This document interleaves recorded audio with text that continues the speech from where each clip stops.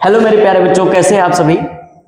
आज question number 6 है chapter 1 का, क्लास 9th मैथमेटिक्स में।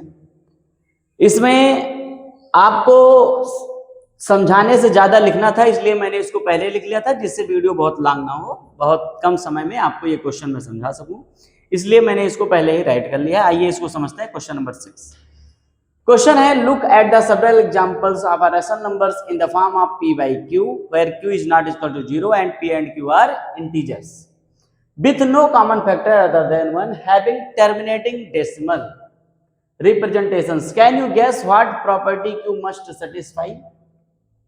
इसमें कह रहा है कि जो टर्मिनेटिंग डेसिमल्स होते हैं उसमें क्या आप ये गेस कर सकते हैं कि जो डिनोमिनेटर्स होता है q, वो उसमें कौन सी प्रॉपर्टी लगती है, कौन सी प्रॉपर्टी है, किस प्रॉपर्टी को फॉलो कर रहा है डिनोमिनेटर। लेकिन जो आपकी रेशनल नंबर है वो को प्राइम नंबर्स के रूप में होना चाहिए, मतलब p और q का कोई और कॉमन फैक्टर ना हो अदर देन 1। तो इसमें ये बताया गया है, consider the several rational numbers in the form p by q। यहाँ पे कई जो है एग्जाम्पल्स आपके सामने रेशनल नंबर्स के लिए गए हैं जिसमें p और q के कोई कॉमन फैक्टर नहीं है अदर देन 1, एक के अलावा कोई उनका कॉमन फैक्टर नहीं है। मतलब आपको रेशनल नंबर का स्टैंडर्ड फॉर्म राइट करना है। स्टैंडर्ड फॉर्म क्या होता है रेशनल नंबर का? जो अपने सिंपलेस्ट फॉर्म में हो और जिसका डिनोमिनेटर ऑलवेज पॉजिटिव हो, उसको हम रेशनल नंबर का स्टैंडर्ड फॉर्म बोलते हैं। दो ही शर्त है इसमें, अगर कोई रेशनल नंबर अपने स्टैंडर्ड फॉर्म में है तो वो सिंपलेस्ट फॉर्म में होगी, मतलब उसमें जो न्यूमरेटर और डिनोमिनेटर है उसका कोई कॉमन फैक्टर नहीं होगा अदर देन 1, एक के अलावा कोई उसका कॉमन फैक्टर नहीं होगा, मतलब वो किसी और नंबर से डिविजिबल नहीं होगी। उसका जो न्यूमरेटर और डिनोमिनेटर है किसी एक ही नंबर से दोनों डिविजिबल नहीं होंगे। तो यहाँ पर देखिए, यहाँ पर लिखा भी गया है, consider the several examples rational number in the form p by q where p and q are integers with no common factor other than 1। एक के अलावा इनका कोई कॉमन फैक्टर नहीं है। जो p by q के फॉर्म में जो ये रेशनल नंबर्स ली गई हैं इसमें एक के अलावा कोई इनका कॉमन फैक्टर नहीं है। एंड हैविंग टर्मिनेटिंग डेसिमल्स, ये सब टर्मिनेटिंग डेसिमल्स हैं। तो आप देख रहे होंगे यहाँ 1/2, उसके बाद इसको जब डिवाइड किया गया तो 0.5 डेसिमल्स में आ गया 0.5। 1/4 को जब डेसिमल में रिप्रेजेंट करेंगे तो 0.25 आएगा। जैसे 4 1 में नहीं जाएगा, सबसे पहले डेसिमल लगाएंगे तो एक 0 आ जाएगा 10, 4 2 जा 8, अब 10 में 8 गया तो 2, आगे 0 20, 4 5 जा 20, इस तरह से ये डेसिमल में रिप्रेजेंट हो गया। सिमिलरली ये भी आप देख रहे होंगे 7 में 8 नहीं जाएगा तो सबसे पहले डेसिमल, अब 7 के आगे 70 आ गया तो 8 8 जा 64, 70 में 64 गया तो 6, आगे 0 60 तो 8 7 जा 56, 60 में 56 गया 4, आगे 0 40, 8 5 जा 40, इस तरह से ये सब टर्मिनेट हो रहा है। आगे भी एक दो एग्जांपल ये और आप देख रहे होंगे सब टर्मिनेटिंग डेसिमल्स के हैं।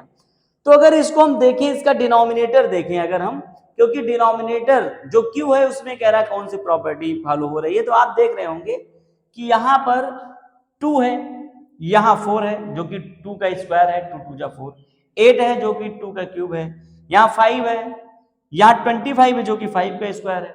मतलब या तो आपको 2 का पावर दिख रहा है या तो 5 की पावर दिख रही है डिनोमिनेटर, मतलब डिनोमिनेटर या तो 2 या फिर 5 है। डिनोमिनेटर या तो 2 का फैक्टर है, 2 का मल्टीपल्स है या 5 का मल्टीपल्स है। आप ऐसे और बहुत ढेर सारे एग्जांपल्स टर्मिनेटिंग डेसिमल्स के अगर आप लेंगे तो आपको दिखेगा या तो डिनोमिनेटर में 2 का मल्टीपल्स है या 5 का मल्टीपल्स है, 5 5 5, सॉरी मल्टीपल्स नहीं, या तो 5 5 5 आ रहा है या 2 2 2 का पावर आ रहा है, मतलब उसका एक्सपोनेंट्स आ रहा है। तो आप देखेंगे यहाँ भी 25 है, यहाँ 5 है जो कि 25 को 5 into 5 लिख सकते हैं, या ऐसे 8 को 2 into 2 into 2 लिख सकते हैं। तो डिनोमिनेटर अगर आपका 2 की पावर होगा या 5 की पावर होगा या 2 और 5 दोनों की एक साथ पावर होगा, मतलब 2 into 5 करेंगे तो 10 की पावर होगा, कहने का मतलब ये है, तो ऑलवेज वो टर्मिनेटिंग डेसिमल होगा। अगर कोई भी रेशनल नंबर है जिसका डिनोमिनेटर या तो 2 है या 5 है या दोनों है, 2 into 5 मतलब 10 की पावर है, तो समझ लीजिए वो टर्मिनेटिंग डेसिमल बनेगा, जैसा कि यहाँ लिखा भी गया है। Thus we obtain the following property possessed by Q.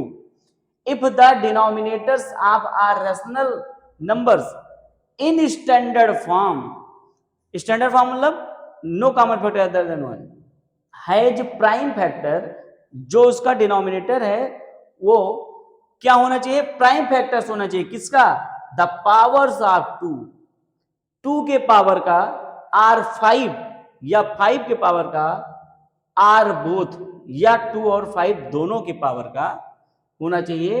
Then and only then it can be represented as a terminating decimal.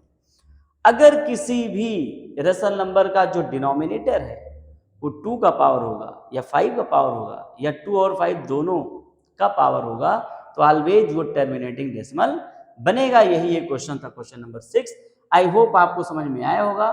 ये क्वेश्चन अगर नहीं समझ में आया है तो जरूर आप बताएंगे, मैं फिर आपको एक बार ये समझाऊंगा। तो लिखने से ये थोड़ा सा जल्दी हो गया, नहीं तो लिखने में बहुत टाइम लगता है, इसलिए मैंने इसको पहले ही बोर्ड पर राइट कर लिया था। आई होप आपको समझ में आया होगा। अब मिलते हैं फिर नेक्स्ट वीडियो में, आज के लिए इतना ही। ओके।